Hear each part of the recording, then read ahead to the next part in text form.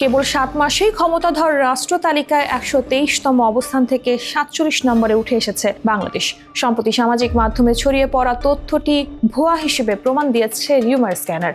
একই সময়ে ছড়িয়ে পড়া আরেকটি তথ্য, যেখানে বলা হয়েছে 40তম থেকে 7 ধাপ পিছিয়ে বাংলাদেশ 47তম ক্ষমতাধর দেশ, সেটিকেও মিথ্যা বলছে রিউমার স্ক্যানার।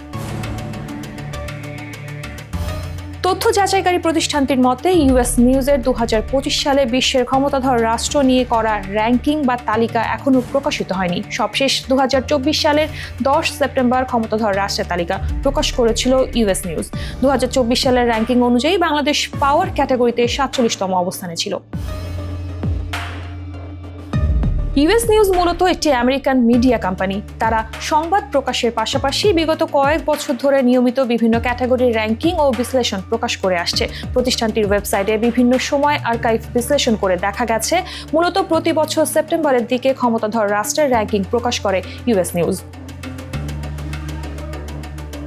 এটির জন্য প্রয়োজনীয় জরিপ মার্চ থেকে মে বা এপ্রিল থেকে জুলাইয়ের মধ্যে শেষ করা হয়। 2024 সালে প্রকাশিত র্যাঙ্কিংও সে বছরের 22 মার্চ থেকে 23 মের মধ্যে সংগৃহীত তথ্যের ভিত্তিতে তৈরি হয়েছিল। চলতি বছরের র্যাঙ্কিং প্রকাশ হতে এখনো 5 মাসের মতো সময় বাকি।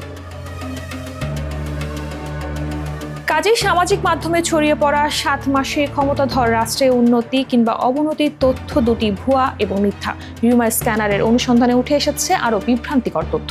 বাংলাদেশ 123তম স্থান থেকে উন্নীত হয়ে 47তম অবস্থানে এসেছে বলা হলেও ইউএস নিউজের তালিকায় মোট দেশ 89টি।